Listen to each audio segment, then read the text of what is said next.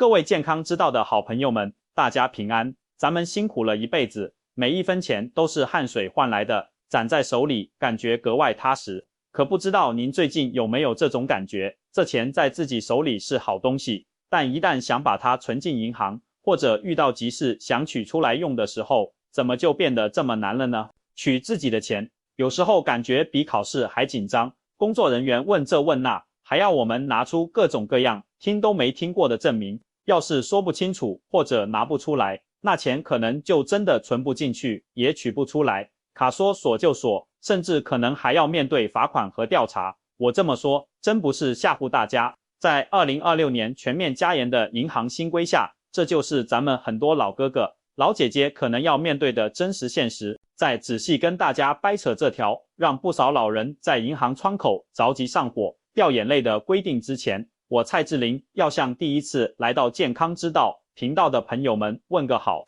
咱们这儿不聊虚的，就实实在在说说怎么守住咱们的身体本钱和养老钱，句句话都关系到您的口袋和晚年的安稳日子。那我真心恳请您给咱们频道点个关注，再点亮旁边的小铃铛，选择全部通知，这样以后银行再有什么新变动，或者咱们老年人容易踩的坑，也请您顺手给视频点个赞，让平台把这条紧要的消息推给更多退休的老朋友。好了，闲话不多说，咱们直接进入正题。为什么我说现在有钱都可能存不进银行？这真的只是咱们老年人的麻烦吗？我跟您说个我前几天亲眼见着的事儿，您就明白了。那天我去银行办点事，排队的时候，前面是一位看着得有70多岁的阿伯，姓林。林阿伯穿着挺朴素，手里紧紧攥着一个旧的布袋子，袋子鼓鼓囊囊的。轮到他了，他把袋子从窗口递进去，对里面的工作人员说：同志，麻烦帮我存一下，这里是6万块钱。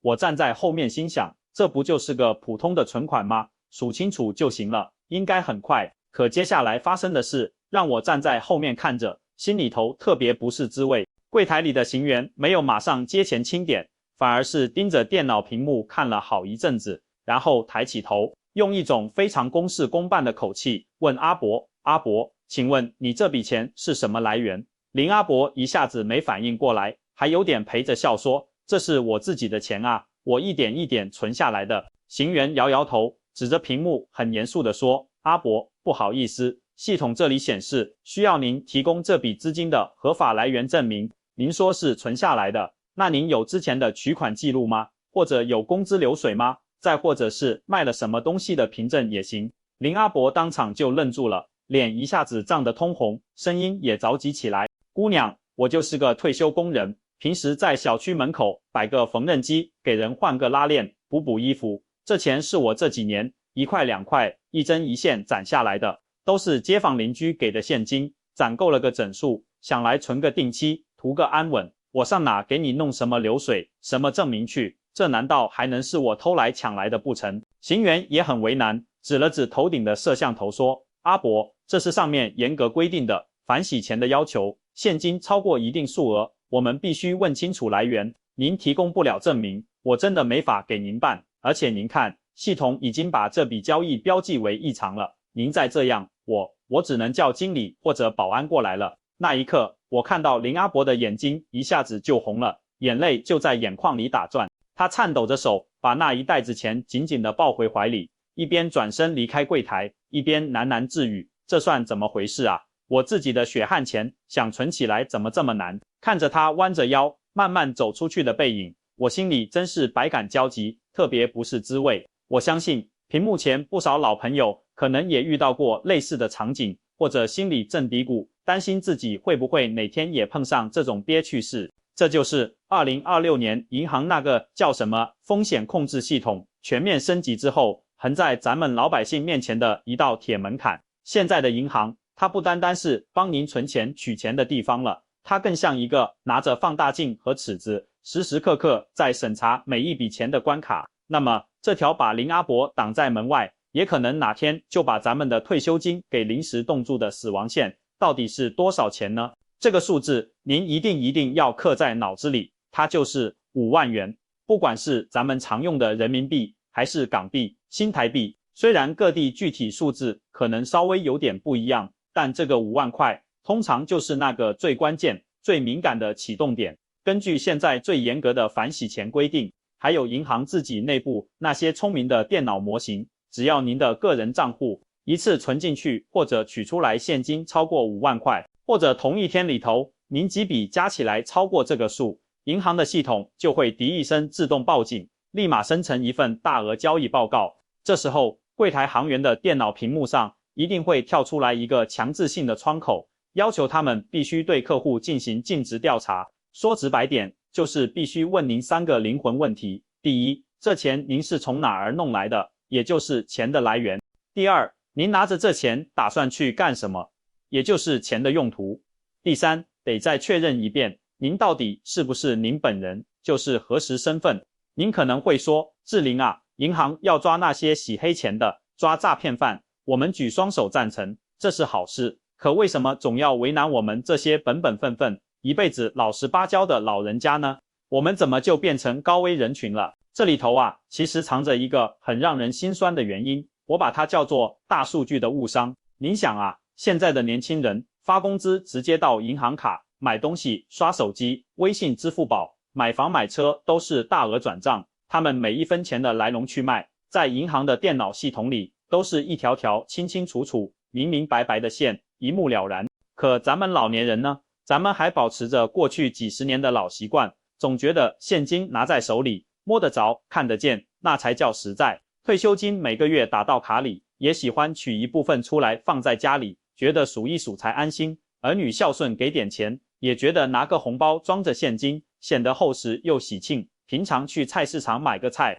缴个水电煤气费，也习惯用现钞。这么一来，在银行那个冷冰冰的只认数据的大系统看来，咱们老年人就成了现金交易最活跃，但资金路径最模糊的一群人。银行他不知道您家衣柜里、床垫底下到底放了多少钱，也不知道您这钱是攒了3年还是5年。当您突然拿着一大包现金出现在柜台，在那个系统的逻辑里，这就非常符合突然出现的大额不明现金的特征，就有可能涉嫌洗钱或者别的什么非法活动。所以您看，咱们这些最怕惹事、最遵纪守法的老人，反而在这场金融严管的风暴里，成了最容易中枪、最感到无助的一群人。接下来，我要非常严肃、非常认真地跟大家讲清楚，如果您在柜台被行员问到的时候，回答错了，或者您的操作不小心碰到了银行的那些禁区，接下来要承担的后果，绝对不仅仅是今天办不了业务这么简单。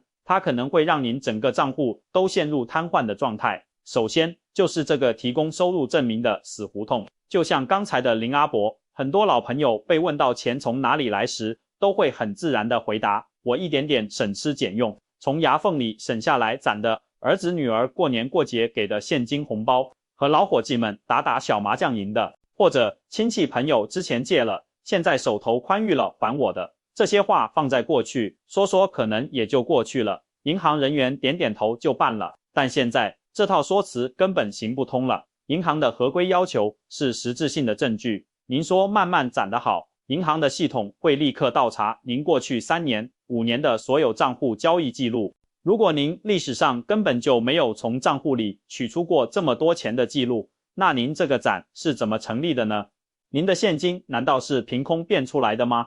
您说儿女给的，那么请问有银行的转账记录吗？如果是给现金，那您儿女给您的这笔现金，他们又是从哪来的？能说得清楚来源吗？您说亲戚还得，那好，有当时白纸黑字写的借条吗？现在还能找到那个亲戚来对证吗？如果您拿不出这些白纸黑字的凭证，或者拿不出能在银行系统里查到轨迹的证据，银行就有权判定您的资金属于来源不明的财产。一旦被贴上这个标签，事情就麻烦了。轻一点就是当场拒绝办理，请您把钱原封不动的拿回家去。严重一点，银行就会把您的这个账户列入内部的关注名单，甚至黑名单，并且直接上报给国家的反洗钱监测分析中心或者税务局。真到了那时候，您面对的恐怕就不只是钱存不进去的问题了，税务局的工作人员可能还会来找您，要求您说明这笔钱算不算偶然所得或者其他类型的收入，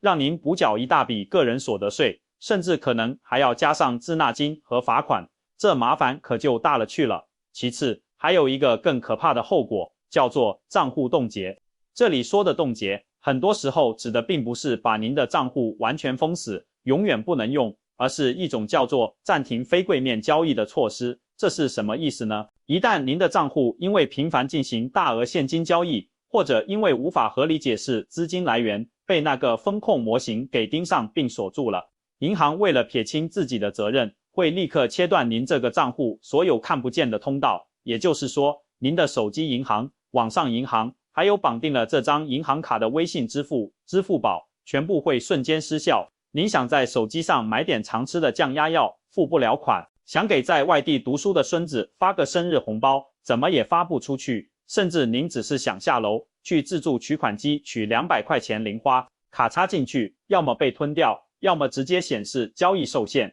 您的银行卡眨眼之间就变成了一张只能在柜台使用的僵尸卡，钱可能还能打进来，但打进来了也动不了，绝对取不出去。如果您急需要用钱，哪怕只是取300块钱买点菜、买点肉，您都必须每天带着身份证、存折或者银行卡，亲自跑到银行的网点去，在柜台前面排队，看行员的脸色，一遍又一遍的解释，申请临时解除限制，或者申请一个很小的取款额度。这对咱们腿脚本来就不太利索，甚至可能身体不好，需要卧床休养的老人家来说，不就是把咱们的活钱变成了死钱，把咱们的命脉给掐住了吗？那种无助和焦虑，想想都让人揪心。还有一种情况叫做聪明反被聪明误，错上加错。有些老朋友听说了5万这个数字，心里就开始盘算，那我学聪明点不就行了？比如我有10万块钱，我分3天去存，今天存3万3，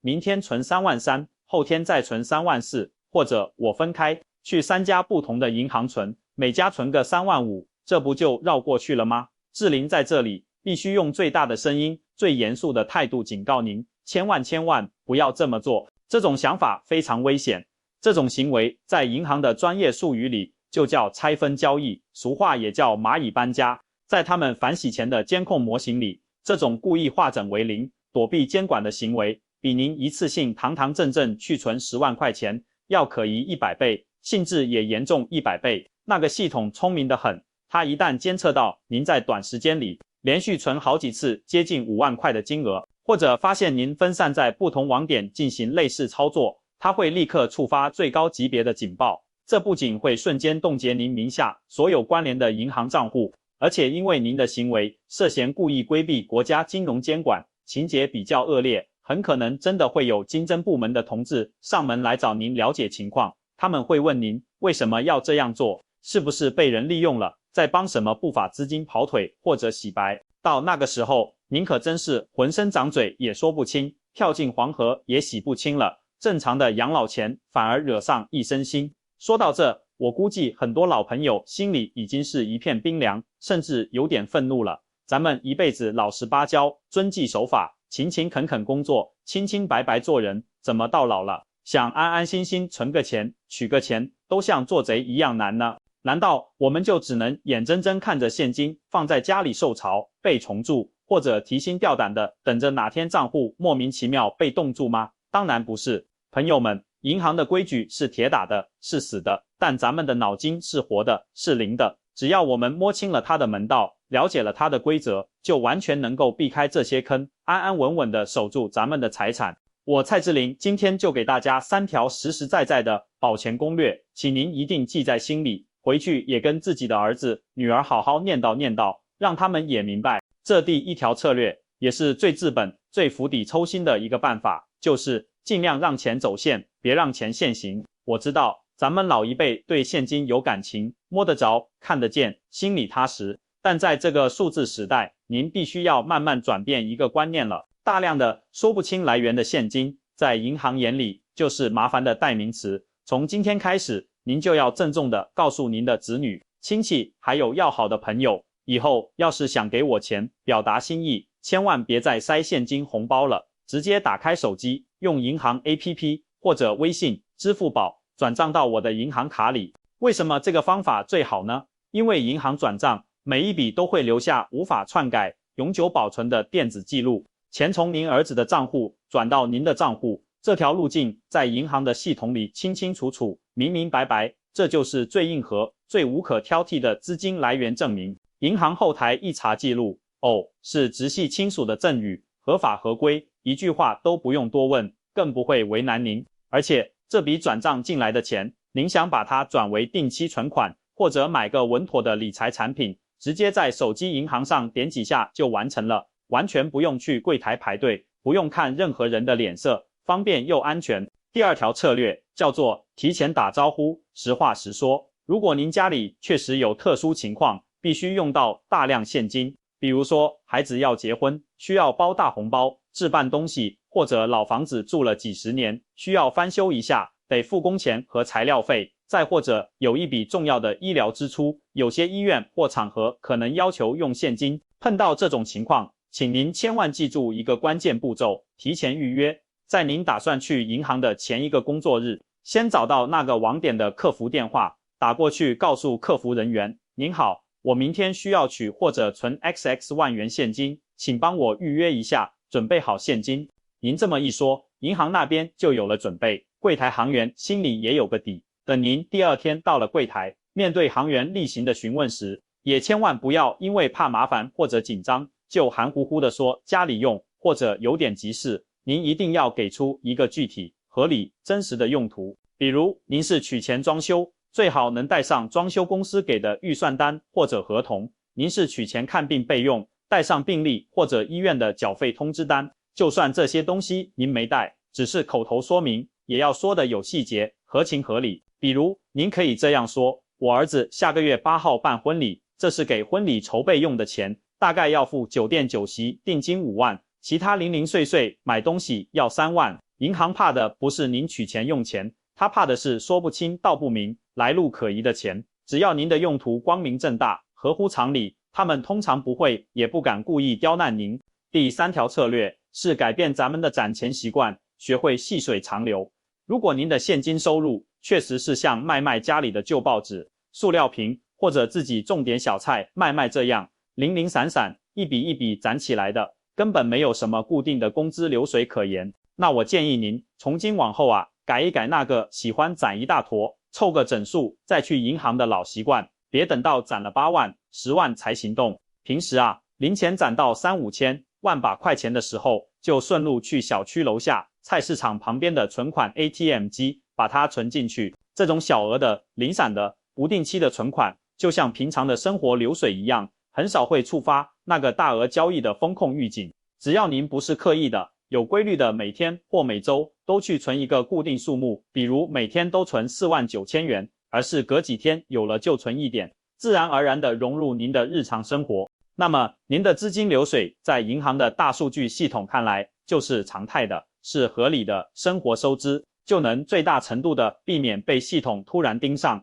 一次性把您给卡死在柜台。老朋友们，金融监管这张网越织越密，初衷是打击犯罪，保护资金安全，但我们老年人因为习惯旧方式，往往最先感到不便。要明白，银行柜员也是按章办事，上有政策，下有监控，他们有他们的难处，我们改变不了规则，却可以调整自己，用更聪明的方法应对。咱们最大的底气，一是钱财来路正，身家清白；二是活到老学到老，学会用新时代的智慧管理财富，别让现金为王的老观念挡住晚年便利安稳的生活。因此，请您务必做2件事。第一，把今天讲的门道转告子女，让他们明白，给父母大额现金反而可能添麻烦。真正的孝心是耐心教会咱们使用手机银行查账、转账，帮咱们理清资金路径。第二，把这条视频分享给老年朋友，互相提醒，如果手头现金较多，趁早规划，